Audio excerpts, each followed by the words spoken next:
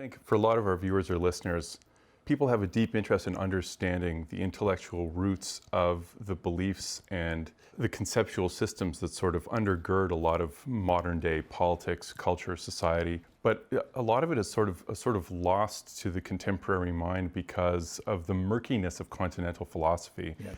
And the inaccessibility of a lot of it to North American and Anglo audiences, essentially. So I thought, given this is your specialty, maybe we could focus on that. If you feel Hegel's the best entry point, maybe we can start there. What does our understanding about Hegel help explain in terms of ultimately where we are today? Yes. And how do those ideas flow one from the other into the various thinkers that are relevant? That's a wonderful question. Thank you for that. So Hegel in relation to modernity is comparable for me with Dante in relation to the medieval world. So Hegel is really the one to, in my view, inaugurate a thinking about modernity that starts to capture some of the major tendencies of modernity, but he does it with a huge encyclopedic range. So he's very ambitious, just like Dante. He wants to account for everything, just like Dante, and he seems very arrogant. He seems very obscure in passages like Dante. There's no question Hegel's very, very difficult and very hard to follow, either in German or in English. But if you work with the concept, his argument was you needed to labor with the concept, you'll find it's very rewarding. He was the first to discuss, I would say, the modern world in terms of what he called its absolute dialectical unrest. This is his phrase from around page 130 or so into the Phenomenology. Just a point of reference, when was he writing this approximately? Okay, so the Phenomenology, he was born in 1770 and died in 1831. So his context was very turbulent. He lived through the American Revolution, of course, but it was the French Revolution that was really most animating to him. At that time, 1789 to 1792 especially, he was studying in Tübingen in southwest Germany with Friedrich Hölderlin, the poet, and Schelling, the philosopher. And together they planted a tree that they called the Freiheitsbaum, the freedom tree. They were so excited about the French Revolution and what it seemed to signify. This was in the early days. When it turned in 1792 into the Terror, he became deeply depressed and deeply concerned about what real history would do. He was interested in how something that began with the Enlightenment and thinkers from the Enlightenment, so Rousseau, Kant, Voltaire, could turn into something terroristic. And it's really on the basis, I think, of his thinking of the French Revolution that he started to look at Kant, German idealism, and started to reconsider it in the direction of bringing back Greek thought, reanimating it, and applying it to historical events of his time and philosophical movements of his context. To Greek thought, so ancient Greek thought. Ancient Greek thought, yeah. And it's especially the notion of the dialectic that he gains from Plato, especially Plato's dialogue Parmenides, whereby, not to simplify it, but whereby any utterance, any thought, any experience contains within it already, inherently in it, its contrary. So any yes already contains a no, any one contains a 0 or 2. You and I exist because in the first place we're different from each other. So I am not Jordan, you are not Stephen.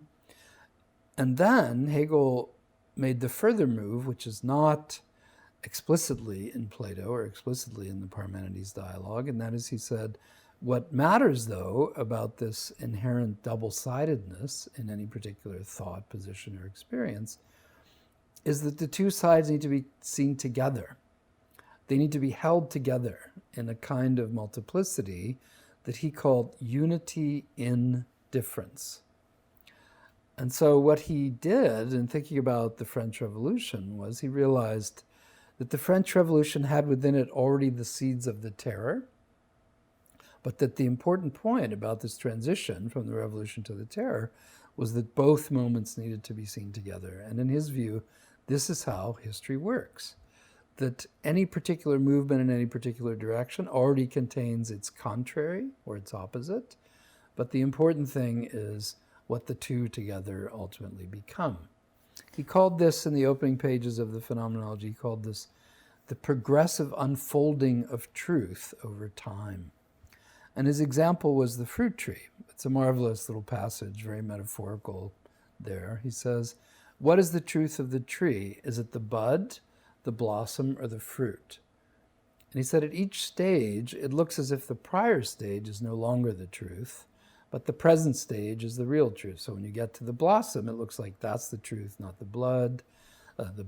When you get to the fruit, it looks like that's the truth, not the blossom or the bud. But his point there is actually they form an organic unity in which all the different sides are necessary, but it's their process of unfolding that needs to be followed in order to get at the truth. His argument there is very simple. The truth is the whole.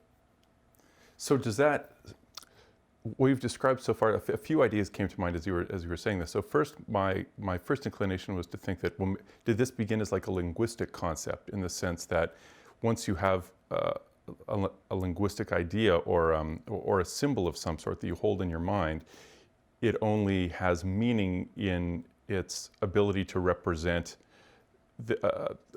something for which there is an opposite. Otherwise, there's no point in attempting to represent it. I don't know, this is what came to my mind. I don't know if this is necessarily the ideology of the concept or not. And then the second point that comes to mind is this notion of, or the relationship of time to truth. Because if all those stages, let's say if we stick with the tree analogy, if at every stage of the tree's life cycle, so to speak, there's a degree of truth to the blossom, the fruit, the bud, that sort of thing. But it's only sort of outside of a linear approach to time that all those things can be seen as a unitary whole. So are those themes that Hegel himself brought up? Those are very important themes. So I'll go back to your initial point. You asked first, was the idea of language part of the conception of the growth of this idea? And I would say it wasn't. It was, in the first place, thinking of history and thinking of historical events and asking the question, is there a logic built into history?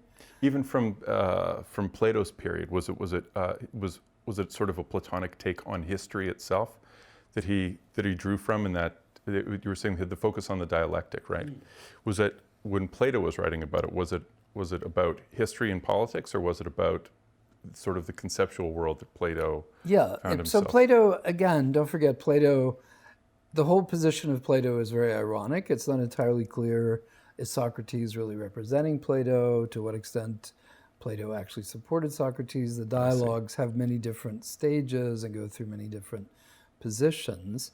Still, Socrates seems pretty consistent in arguing that truth is not in time and is not in language, but is outside of time and outside of language, in the pure form, in the pure ideal, so that the real, for Socrates, is much more in the ideal, not in everyday forms and experiences. Is this where the term Platonic ideal comes from? Exactly. So it's actually a Socratic ideal, or it's contained in both their writings together, is that? Yeah, it's contained in Socrates' arguments. He refers to this repeatedly. My teacher, RIchard Rorty, used to call this the idea, that is, the idea of the idea, in Greek eidos. And Socrates felt that it was really in the idea of the thing that the true nature of the thing persisted and existed. Hegel is working very much against that. Oh, interesting. Okay. The difference is, for him, that he wants to look at what actually happens in time. So his move, although at points it may not seem like this, and we'll come back to this, his move is very much in the direction of secularization, to look at what's actually happening in time and think about the relationship between the mind and the world over time, and how the mind and the world relate over time, okay? So for him, the real, the true, are not outside of time, but through time. They occur as a process over time. And I believe the conception of this thought, the origin of this thought, arose first from thinking of the French Revolution, thinking second from how his experiences in the French Revolution could actually be applied to the Platonic dialectic, or how the Platonic dialectic could be applied to those experiences, and then thinking about what was missing or put aside in Kant and in German idealism. If we can just make a slight detour into talking about Kant for a minute. So Kant has this argument in the first critique whereby people, thought, mind, can never really fully know things in themselves.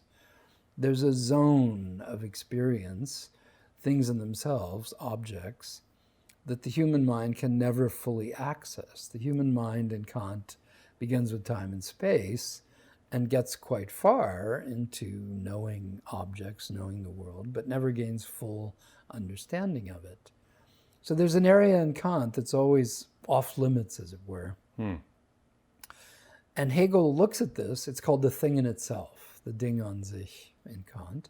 And Hegel looks at this and says, well, but how does Kant know what is the thing in itself? He has to really know what that is in order to be able to say you can't know it. And so he developed from this idea what he called then a dialectical relationship between mind and world, subject and object, humans and things, and different moments in history. And was that his attempt to explain how Kant was able to arrive at that Yes. expression of not knowing this, or was it a rejection of Kant's statement that's inaccessible? It was both, actually. He was attempting to explain how Kant actually arrived at this picture, but also he was seeking to show what Kant needed to say in order to make that picture work. That Kant needed to volatilize the relation between subject and object. He needed to historicize it. He needed to make it dynamic, to show, okay, we know this much at this time and not that at that time, but it's this interaction between the two that really matters, because we'll know more later over time.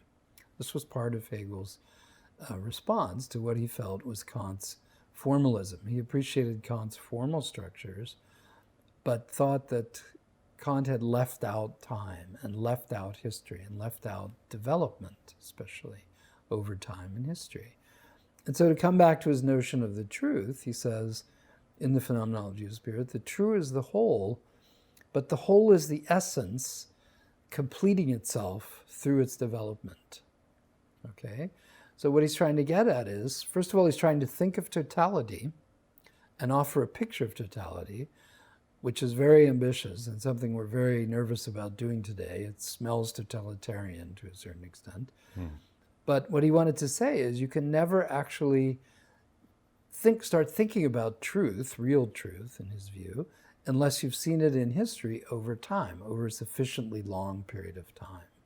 So is this a matter of looking, as you say, through time and extracting durable, perennial lessons or patterns, or is it more a sense of looking sort of in a Gestalt sense at the entire unfolding of what history is? I mean, thank you very much. Thank you for offering the word Gestalt. He literally says in the beginning of the Phenomenology of Spirit, he says phenomenology is tracing the Gestalten, the forms of consciousness, the Gestalten des Bewusstseins. Of consciousness. Of consciousness, yeah. Because in his view, so you could see he's still somewhat linked to the idealist tradition, right?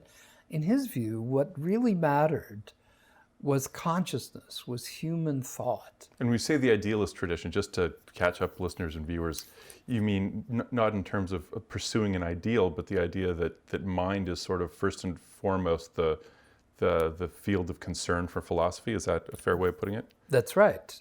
And really the field of concern for life. So Hegel's view was that basically mind determines being, or mind determines existence and experience. And it's exactly that view that Karl Marx reversed. Marx said, no. Hegel was too much emphasizing mind, and in doing that wasn't able to change anything. The truth is social relations or being or existence determine consciousness. So between Hegel and Marx, you have a kind of replay of this debate between an idealistic emphasis on mind, ideas, thought, concepts, and a materialist emphasis on social relations, power dynamics, money, and political economy. And not to rewind too far, but just so we have this sort of clearly in focus, this notion of idealism or the philosophical focus on mind as the primary object of concern, how did that grow out of what until I guess early modern European history was kind of a theological or theistic conception of reality, right? There was a deity, and there are us humans, and we have this sort of overarching narrative that explains our role in the cosmos. How did it switch from that to all that really matters is thinking about what consciousness is in our mind in the world? Good. It really comes to the fore in Descartes. There are others just before Descartes. Montaigne is one, who are starting to move the discussion in this way, but it's really in Descartes' work. I would emphasize especially the Meditations from 1650, where Descartes describes an opening scene where he's very uneasy about what is real and what is true. He thinks there may be some evil demon who's tricking him with sensual experience. And then he realizes that the very fact that he can think that means that thinking is what's real for him and for humans. And so he actually defines the human as the thinking thing. This is well recognized in the phrase cogito ergo sum. Of course. He doesn't actually use that phrase very much, only once or twice, but he uses the phrase the thinking thing quite often. And so what's what should I say, unique or particular about Descartes is thinking there is especially cognitive. So it's especially rational thought. And he then links it to geometry, and on the basis of thinking through geometry, links it to a long discussion about God's existence. So is it something about for Descartes anyway, the intuitive association with mind and rationality and logic with the world of mathematics that to that point seemed as if it was getting at something truly ultimate and absolute outside of, or let's say, orthogonal to the deistic tradition that it sort of carried. That's right. European And I liked what you just said, intuitive link. Yeah. That would be our view of it. But it wasn't for Descartes. For Descartes, the geometry proved, and the long history of geometry and success with geometry and architecture and so forth, proved the importance of cognitive thought and how cognitive thought really is a decisive feature of human experience.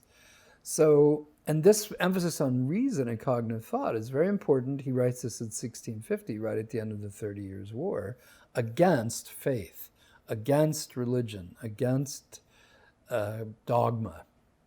And so he's emphasizing thinking for yourself, individual thought, as a way of overturning, replacing, refining, modifying what the church had been promoting for centuries. So, right, because there must have been so much disenchantment with the sort of the religious superstructures at the time because of all this. For example, 1618 to 1648, strife. the terrible destruction of the time, the senseless deaths that occurred during this time. So Descartes is one among many during this time. There's the sequence in rationalism, Descartes, Spinoza, Leibniz, but there's also in science, Galileo and others, emphasizing the importance of reason for understanding the world, the universe, history, as against the picture that the church had been offering. Right, and then there was to some degree a conflation, or not yet a distinction, I should say, rather than the other way around. It had not yet been sort of parsed apart, the notion of rationality and reason and mind or consciousness, right? I guess there was a certain sense in which they were one and the same, and this is what led to a deep philosophical interest in the realm of the ideal, or that's right. Idealism. In the realm of the ideal, the realm of the material, what is the real relation between the mind and the world, right? And it was in around the mid-18th century where the very notion of phenomenology began. But it wasn't until Hegel's book in 1807 that the very idea of phenomenology was put forward as a way of looking at, evaluating, analyzing, criticizing mind-world relations. And so phenomenology for Hegel becomes, and he says this explicitly in the opening, a description of the movements of Gestalt und des Bewusstseins, forms of consciousness, how the forms of consciousness move over time. And part of that, where we began with this question, was what was the origin of his thinking of the importance of time and this importance of development? Right.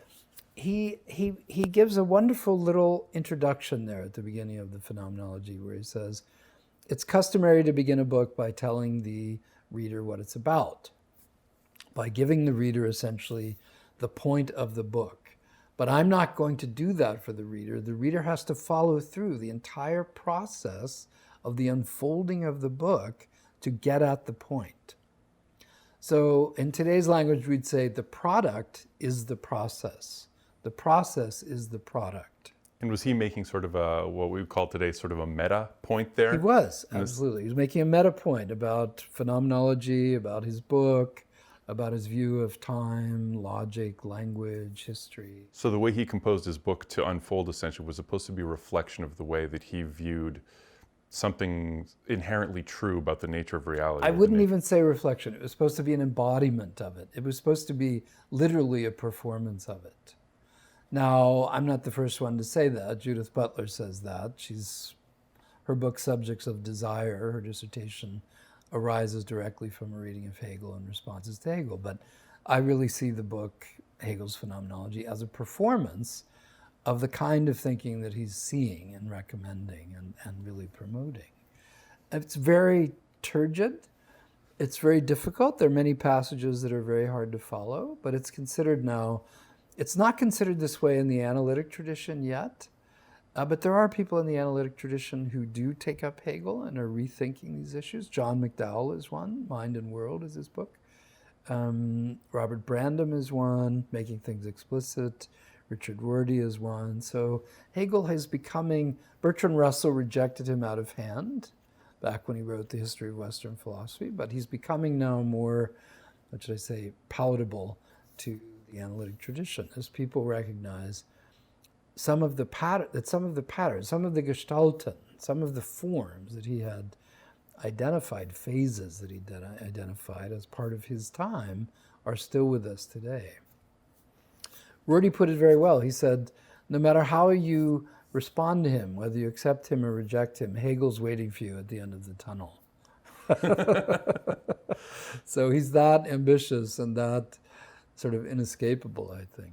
And do you think that's because he does, albeit his language is, as you say, quite turgid, hard to get through in English or German, and part of the reason why many of us are so bemused by what it is that he was actually trying to say, do you think that within those writings there's something, is he really putting his finger on something relatively universal about human experience? Especially modern, I would say. He's putting his finger on very specific tendencies within modernity that we're still working with today. So he is, in the first place, as I said, the thinker of time and history, but also of development, of growth, of organic growth. And so around the same time, roughly 1810, the first universities are getting established in Germany. The whole philosophy of education as one of lifelong learning, endless growth, is just getting established. Hegel had already described this in the Phenomenology of Spirit. So all the thinking of development, growth through education is already in his work. The idea that consciousness itself, that selfhood, arises out of a split within the individual. The idea of the split self, we would call this today, is well mapped out in Hegel, in the split between what he calls independent conscious and dependent consciousness. The view that language, here's the linguistic point, that, to come back to your initial question, he actually argues there that language never allows us to say what we really mean.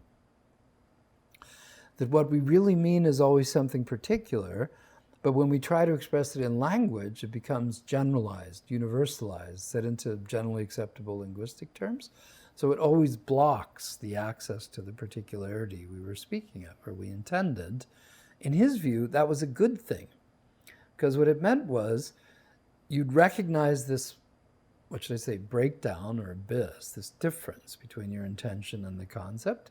And so you'd create a new concept to try and adequately capture the intention you had. So for him, this problem was generative and productive and becomes the basis for thinking new concepts, creating new concepts, refining your conceptual language. And he thought this is primarily what philosophy should do. It should work on refining our conceptualizations. Oh, interesting. So that's the role he saw for philosophy itself in terms of, and I'm going to summarize it here or paraphrase it, let me know if I'm getting it right. So the idea is that for Hegel, there's this gap between the completeness of your actual experience or what it is you're trying to articulate and what it is you're able to put into linguistic form for someone else to understand, because there are only so many words in the given language you're speaking. Exactly. There's only so much syntactual flexibility you have. That's right. And it's by innovating new ways of phrasing yourself, creating new words or new turns of phrase that enable us to develop a more refined map of more what robust. It is we're trying to represent. Exactly, more complete, more developed, right? And that's the goal of philosophy itself for Hegel. That's right, absolutely. That's what philosophy should be doing. That's his argument. Right. And I'll just give you an example of this. So we were talking about dialectics and how dialectics involves this strange relationship between competing positions, ideas, tendencies, how they immediately come into some kind of opposition, contrast, struggle, contradiction.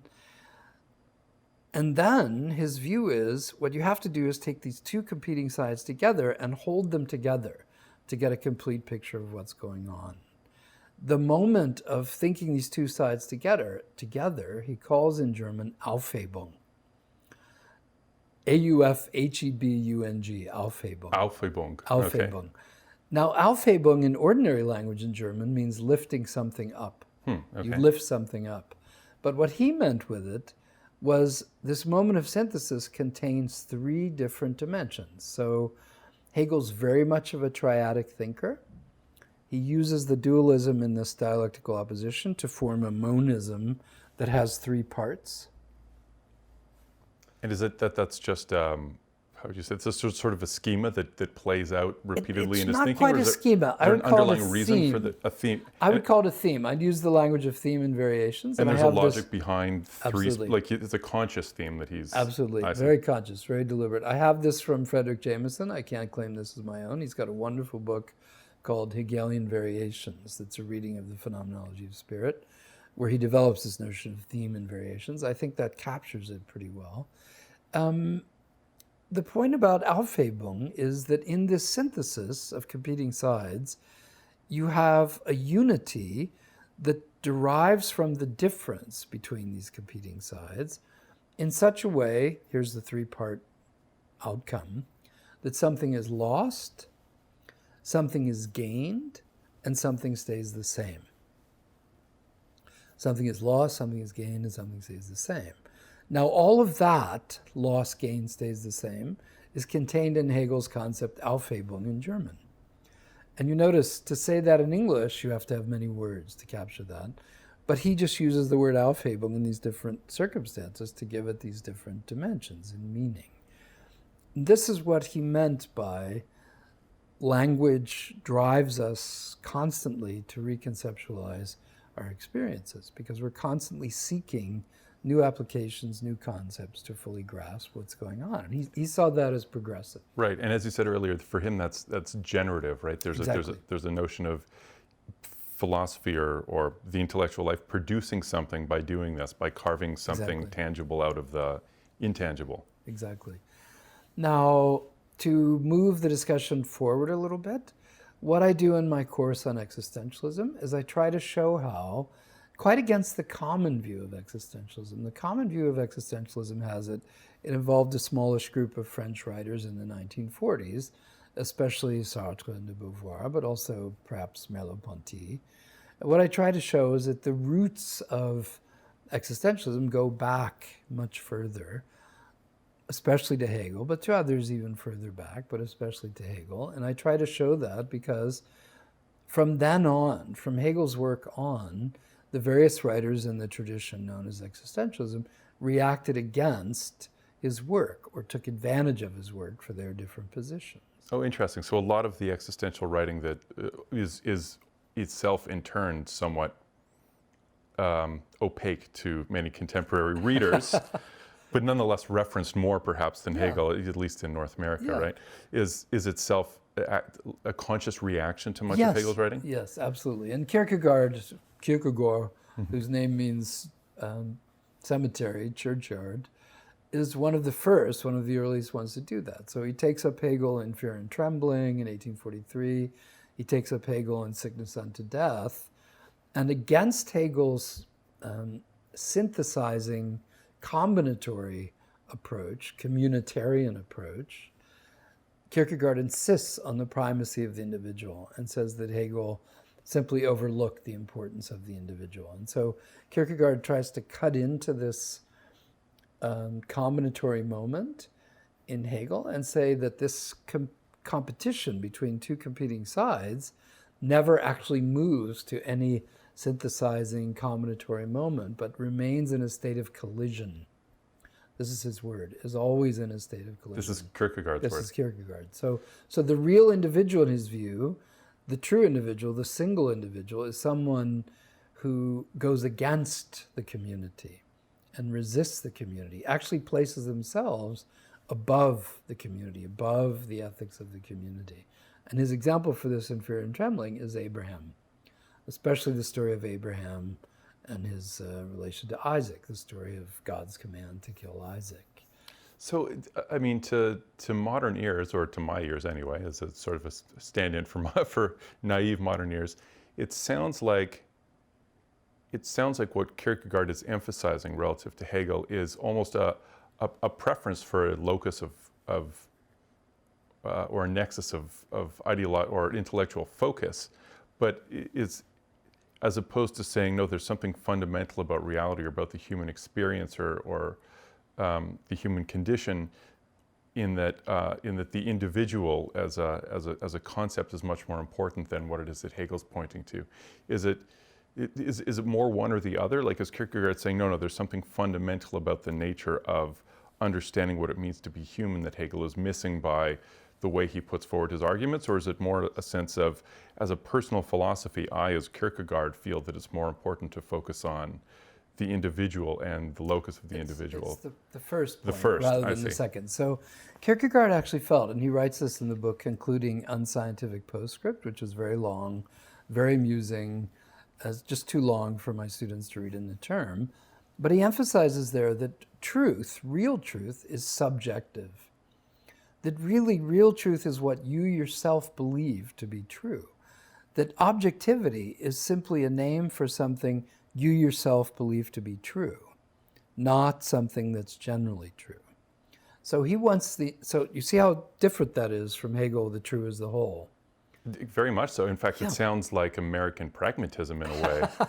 It's close to American pragmatism. It's close to libertarianism, American libertarianism. It's close to a kind of anarchism. There's enormous debate about what it actually means in political terms. Yeah, the degree to which the philosophical, I suppose, blends into the political philosophical is fraught here. But I mean, what it reminds me of is American pragmatism in a philosophical sense, but clearly this comes before that, right? So Kierkegaard's pointing to, as you say, it's his sense that this is something fundamental about the human condition. Yeah, and it arises in the first place, I believe, from Kierkegaard's own religious upbringing. He was brought up under a system of thought within Protestantism called Pietism, which is very Lutheran and emphasizes strictly your personal relationship to the divine, but not your personal relationship to the divine in terms of any rational relationship, simply in terms of faith, and in a very passionate faith. Pietistic Lutheranism is a very passionate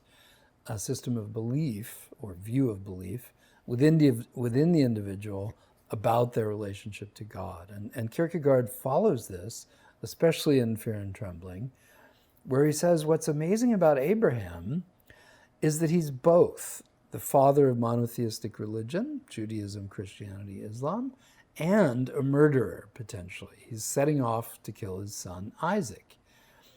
And he investigates the story in the Bible. It's also in the Quran. He says, what must Abraham have been like? And he argues there that Abraham went forward out of faith, out of passionate faith, into a position that brought him into anxiety, distress, and paradox.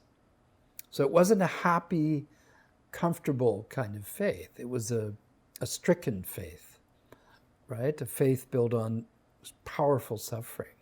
Which is sort of the inverse of the, this is an aside, but it's sort of the inverse of the kinds of faith and uplifting spiritual self-help sort of stuff that you hear in today's day and age, Absolutely. right? Where everything is supposed to be positive and reflection of positivity, That's right? So there's something much more, I suppose, pessimistic. Would that be the right word? Well, I wouldn't say it's pessimistic. It sounds very pessimistic, and it sounds very much negative. I mean, at the core of my being, it sounds realistic, but... Yeah, and that's what he said. That's what he was saying. He's saying this is what real faith actually involves. Right. To really believe in God takes an enormous stress. It puts you into a state of anxiety because what's the evidence? How can we really believe in a God? And then to try to follow what God says puts you into a very paradoxical state because how do you know what God actually says? Has he actually spoken to you? Are you on the line with him? How do you actually know this, and how do you know what to do? So Kierkegaard is mounting a very powerful argument about faith as a passion. He says this at the end of the first section of Fear and Trembling. Faith is a passion. All humans are passionate beings. And so the important thing to think about faith is that it is not simple, happy, easy, comfortable, but that it's driven, that it'll drive you into a state of anxiety. It'll drive you into a state of distress. In Sickness Unto Death, he actually says it'll drive you into a state of despair. So the picture actually deepens at that point. It becomes even more fraught, even more troubling, even more concerning. What he was doing was looking at the Danish church and state at the time. He was in Copenhagen and writing in Denmark. There seemed to be this very happy relationship between church and state in Denmark. It's the 1830s and 40s in Denmark are known as the Golden Age. And Kierkegaard was criticizing this state for being superficial. He was saying it led to a very superficial understanding of what real faith actually involves. Real faith involves committing yourself to something impossible that you think nevertheless could be possible somehow. So it involves a kind of double movement, believing in, the impossibility of the possible. Something like that. Right? And you see how that goes right against the social nature of the church and the comfortable nature of church on Sunday and that sort of thing. It drives the faith inward and forces you to confront what it is you're really believing and why you're really believing this. Right? Now, it's nice you mentioned American pragmatism. Actually, Charles Saunders Peirce is writing a little bit after Kierkegaard's life, and he doesn't quite make it as dramatic, as melodramatic as Kierkegaard makes it. But he does make it an important issue, the question of truth for the individual. And what counts as true is what counts for the individual to a certain extent. He tries to set out the logic of that. Peirce is still quite committed to a kind of scientific understanding of truth, as against Kierkegaard's faith-driven understanding. But they're moving in sort of parallel directions, I would say, along similar tracks. So there is a kind of overlap there. So just speculatively, do you think that there's something about that historical moment that brings forth these kinds of thoughts in people like Kierkegaard and Peirce, or is it? It's not only speculative, it can actually be shown. So Kierkegaard writes a famous essay in 1846 under his own name. The two other works I mentioned, Fear and Trembling and Sickness Unto Death, are under pseudonyms. But in 1846, he published an essay under the name Soren Kierkegaard called The Present Age, where he described his time. Imagine, this was 1846. He said, we live in a time dominated by the media and the public. That sounds frighteningly relevant. Isn't that? That's really amazing when you think about social media today and the importance of media today. And he said, what you have to do is resist what the media tells you. He was talking about journals and newspapers at that time. He said, you have to resist that and think for yourself about what's really going on. The media has created a monster, he says, called the public, which media wants you to believe is real. But who is the public really, he asks in 1846. Is there a real public there, or is it a mystification created by the media? In his view, it's a mystification. So what's happening in his view is already mass media, to a certain extent, in the mid-1840s, is creating a larger and larger sense of a public sphere, a public domain, to which people should conform and into which people should fit. And what about that did Kierkegaard find off-putting, or? He felt it took away your own subjective truth. It took away the recognition of your own responsibility, your own struggles. He called it the earthquakes of existence. He said if you follow what the media tells you and what the public allegedly tells you, you won't register all the different earthquakes. He uses that phrase, the tremors, the trembling of your everyday life, all the shifts in mood and thought and experience that we actually go through. His suggestion there is that what you'll actually do is pave over the difficulties of everyday life and impose a smoothness that is delusional, misleading, conformist, distracting. Right, so it's the last part there that I guess has the normatively negative judgment, because the first part sounds okay for a lot of people, right? You know, life is hard. I want to smooth things over. Why shouldn't I go with the flow? Right. Why shouldn't I subscribe to, Instagram? Why do I have to think about things so deeply? Exactly, yeah. I mean, the Kardashians have a great Instagram feed. Why can't I just look at that 24/7? Yeah.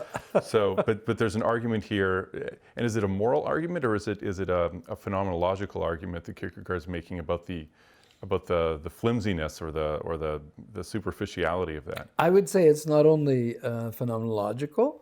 He's describing what's going on in his world and talking about ways of resisting what's going on, this tendency towards massification.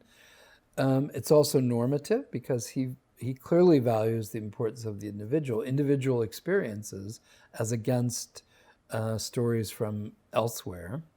But it's also political because he sees this conformism occurring in Denmark exactly between the Danish state and the Danish church, enforcing implicitly, but also through various organs like their journals and newspapers, enforcing a kind of conformity that's taking away every person's individuality and individual experience. And this is already 1846. Is it a presaging of totalitarianism in that sense? I mean, that's an anachronistic reading, I suppose, but is some of the anxiety that Kierkegaard's expressing anxiety that comes along with seeing the beginning of a state formation that was sort of unprecedented to that point where the state has so much power because of the printing press, because of its alignment with other normative systems in society like the church, that I guess simply had not yet quite been, it was still fairly unprecedented in European society. That was the moment in history, I suppose, where it was all congealing, right? He didn't use the phrase totalitarianism, and he didn't criticize notions of totality, but I do believe this is the track he's on. He's criticizing the overwhelming conformism in state formations, media formations, church formations that seem to be congealing around this time. Right. The interesting thing about it is, at that time in the 1840s, it was a convergence around the thought of modernity, the thought of the priority of science, of technology, of business, of organization, of calculability, of regulation. So Kierkegaard, I'm going to put him forward as one of the great precursors of what I would call modernism, which thrives on resisting modernity by saying that underneath modernity, something else is going on that you need to be aware of. And the great, he doesn't write about this, but the great symbol of modernity in the mid-19th century is a building in London called the Crystal Palace that was put up in 1850 by Queen Victoria and some of her architects. And this was meant to celebrate British technology and science. It was sort of the perfect utopian building meant to show how far British science and technology had gotten and how successful they were at bringing everyone together. Kierkegaard didn't comment on this, but he has a sense of that kind of vision that he's resisting. It's really Dostoyevsky in 1864 9 years after Kierkegaard died, in the notes from Underground, in his character, the Underground Man, who attacks the Crystal Palace and says, you think this is so great, you think this is so positive, everything seems so wonderful there, but look at what you're actually doing. You're taking away, Dostoevsky, in the voice of the Underground Man, says, you're taking away freedom. You're taking away the power of the human will to do something even contrary if it wants to. You're imposing a conformist kind of thinking around the values of business, science, and technology that is reducing human freedom. So is what Kierkegaard and then to a greater degree Dostoevsky, what they're resisting, is it the emergence of the intertwining of these various facets of modern life into what was becoming the new sort of socio-political unit that, Yes. that was migrating away from, let's say, church and empire into something more like nation and state? Yes, that's a great way of describing it. And this comes out perhaps even more vividly in Nietzsche's response to the establishment of the Second Empire in Germany under Bismarck. Nietzsche's very critical of this moment, whereas many people in Germany at the time, under Bismarck, the Second Empire, were very happy, were very celebratory. They felt, this is great, we're a modern state, now we're a modern empire, now we can compete with the British and the French and the Russians. This is a wonderful moment for us. Nietzsche attacked this violently, following the lines, the suggestions that Dostoevsky and Kierkegaard had set out, criticizing the conformism and the uniformity, the calculability that was arising from these modern notions of nation and state, still enshrined in the empire at this time. Right. But the seeds of the modern nation or the modern state were already appearing at that time. And it really wasn't, so just to finish the point, there was a critic, Georg Brandes, who in 1888 said, after he'd read some Nietzsche, Dostoevsky, and Kierkegaard, said, you know what? These three writers are all moving in similar directions. They all need to be seen as criticizing the modern world and what's happening in the modern world. And Brandes, I think, was very far-sighted in seeing these links. He called them elitists. He called them all aristocratic thinkers. And there's considerable room for seeing that in the three of them. But his main point... Is it because they had the comfort and education to take time to articulate a distance and a hesitation with respect to what the populist masses were mindlessly reveling in? It wasn't primarily that for Brandes. It was the argument that Kierkegaard, Dostoevsky, and Nietzsche all seem to share, namely, only a few people can see things the way we're seeing it. Oh, I see. So it was the way they were presenting their... It's an appeal to a very select group of critics, cultural critics, that they're hoping their works will actually create, right? To go against the massification of geopolitical life at the time. So that's their sense of elitism, right? That we will have special followers, right, who will understand what we're getting at and will understand our critique. And if I remember right, you were saying before that this movement is often referred to as modernism. Right. But confusingly, at least for me, modernism in that sense is actually a form of rejection or resistance to modernization. Modernism, so that's a very nice point. Thank you for pointing that out. Modernity begins, as we were saying, in the 16th century, 17th century, with the thoughts of Descartes, Spinoza, Leibniz, and so forth. This development of the thought of reason, of rational organization, geometry, and so forth. So this moves in the direction of what I'm calling modernity. And this is what Hegel encompasses in his work, this kind of total picture of what modernity could include. Modernism is the beginning, it begins, I would say, already in the works of Baudelaire, Edgar Allan Poe, certainly in Kierkegaard, certainly Dostoevsky, certainly Nietzsche. Modernism involves the claim that underneath modernity, something else is going on that is not primarily rational, that comes from another set of drives that are not rationally governable. In Kierkegaard, it's faith. In Dostoevsky, it's freedom, human will. In Nietzsche, it's the will to power. And with these emphases, they develop a critique of modernity that comes to be called modernism, and that lasts roughly until the advent, until I'm going to say the 1945 and the end of the Second World War, the beginning of the post-war period, I think. So can you think of it as sort of a romanticism, or is it more subtle and less rosy colored than that? It's romanticism in the sense that there's a belief in a deeper set of drives that's being covered up by reason and the emphasis on reason, business, science, and technology. It's romantic in that sense, in the view of depth. But it's not romantic in the sense of utopian. Right. I mean, it is romantic in the sense of utopian for Karl Marx, who also moves in this direction. So Marx, in rejecting reason, business, science, and technology, says that's a bourgeois approach. That's linked to a certain class. In fact, what's going on is something involving money, something involving power, class struggle, a political economy, politically economic struggle between competing classes. That's what's really going on underneath this veneer of reason, science, and technology.